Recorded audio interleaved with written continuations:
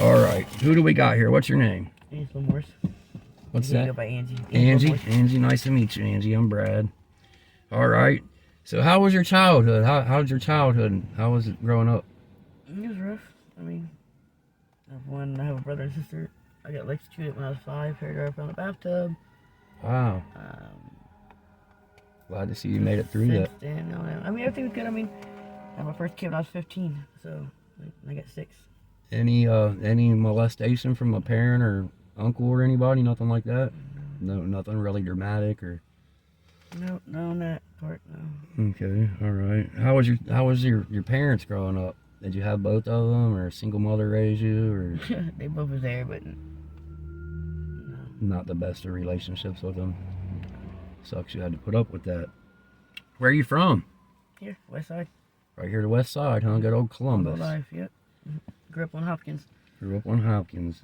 A West Sider for life. For life. Where's your family currently at? Here on the West Side. Here on the West Side?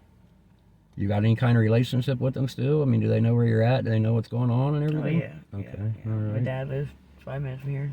Okay. My grandma lives 5 minutes. We're all in this area. You say you stay in touch with them? For the most part. For the most part, I hear that. What about kids? Do you have any kids? I got 6. 6 kids. I got 3 boys, 3 girls. 3 boys, 3 girls. How old are they? My girls are 5, 7, and 15, and my boys are 18, 19, and 22. 18, 19, and 22. Are they all around here? My oldest daughter and my oldest son lives right up here on Warren. And I got 2 in Florida with their dad. We have Split shared parenting. And then my 2 other ones live in Mansfield with their girlfriends. Well, you got a pretty good relationship with them? For the most part. For the most part. Well, that's good. I'm glad to hear that. Where'd you go to school at? Franklin Heights. The Heights, huh? Yep, that's where my daughter went. My daughter went to the Heights. She was actually within 1 year graduating and quit for a boy. I couldn't believe it. I tried to talk to her and she just wouldn't listen to me. She wouldn't have it. Me too. But I had 2 kids by then, so on my 3rd, so it was kind of hard working, and I got mispaid when I was 15. So yeah, hard to take care of kids and go to school at the same time, work. That's hard. That'd be hard on anybody. I can only imagine being, a teenager and doing it. That'd be rough. It was rough. I mean, I grew up fast. I grew up young, so I learned a lot of stuff at a young age. Yeah, I went through the same thing. I had to grow up young too. I moved out of my mom's house when I was 15 years old. And I had my sister I took care of, so like. I won't say I was out on my own, but I was out with an older brother. It was me and him and his girlfriend all living together. So. Okay. So where in life did everything go wrong for you? I mean. COVID. That's when you started using. I've always used, but I lost my job at 15 years. Lost my house at 10. So you was a functioning addict until COVID, and then lost your job, and it just caused life to fall apart. I hate to hear that. So COVID's what caused your homelessness then? That's what we just said, right? Yeah, COVID caused your homelessness, caused all this. Well, not all this, but it caused your life to fall apart. I'm a recovering addict myself. Heroin was my drug of choice. Just to tell you a little bit about me. I got clean in 2013. I got out of prison in 2012. I started getting high again, and I ended up getting clean. That was the end of 12. I ended up getting clean in 13. I met a girl. We got together. I done good all the way up till 2017, and she committed suicide, and I relapsed then. I relapsed on Xanaxes, and I ended up getting clean after that.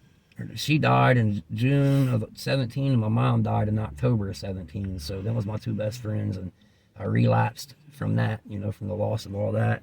And then I ended up getting clean again for a little while, and then I relapsed again on Xanaxes again and snorting Fetty this time.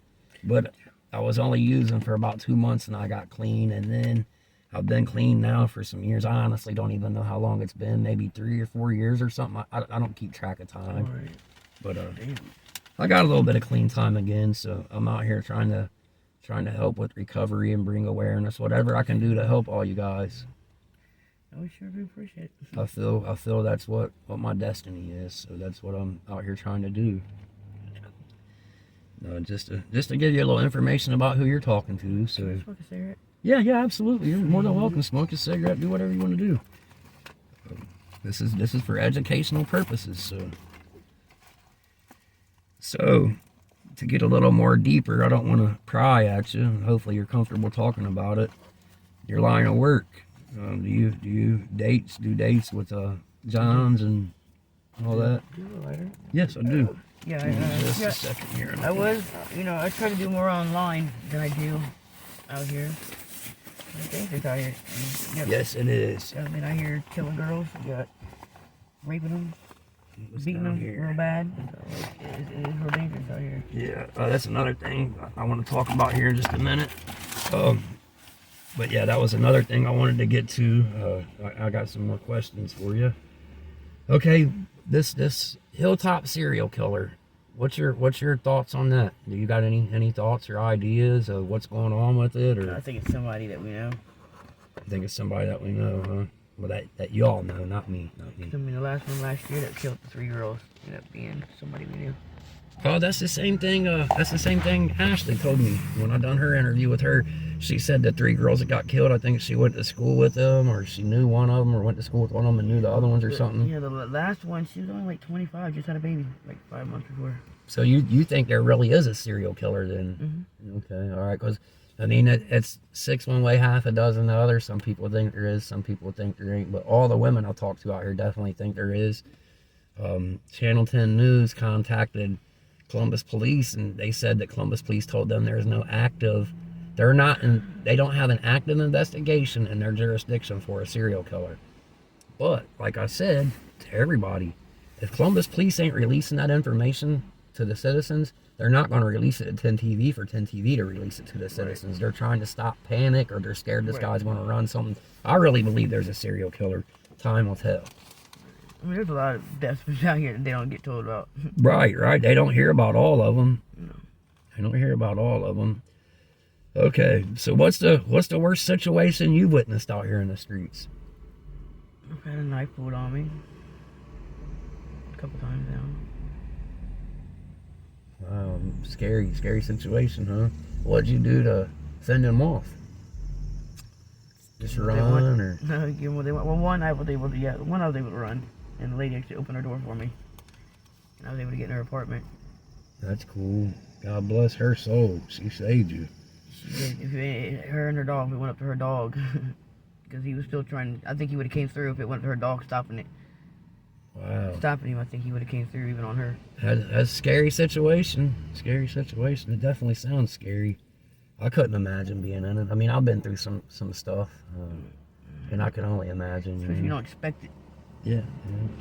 When you don't expect it, that's when it seems to be the worst. I mean, I think I've been one of the lucky ones out here, I think.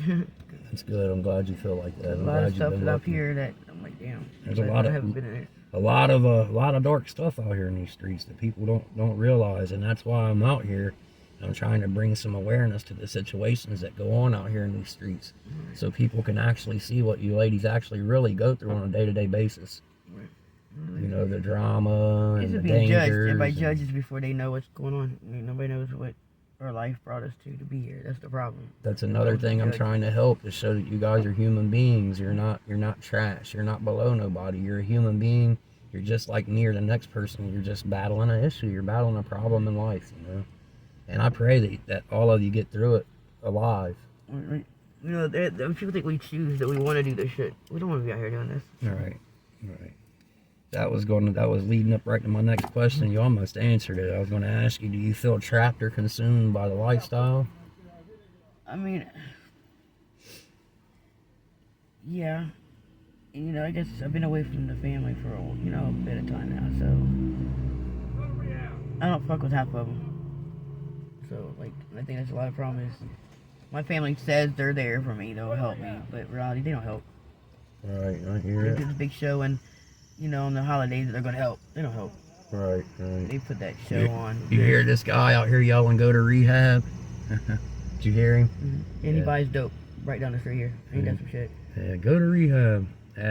Some people, like I was just saying, they think they're above other people, and it kills me when people get like that. It's the ones that does the same shit. That's what kills me. You do the same thing you do, want to talk crap to you out here. Right. So, do you got a pimp, or No. you work for yourself basically? Myself, yeah. That's good. So you get to keep all your funding. Nobody takes nothing from you. Hell no. No. That's good. At least you're getting what you're putting your life on the line for. You ain't got to hand it over to somebody else. Right. What would you want to tell your family if they was watching? Anything you want to tell them?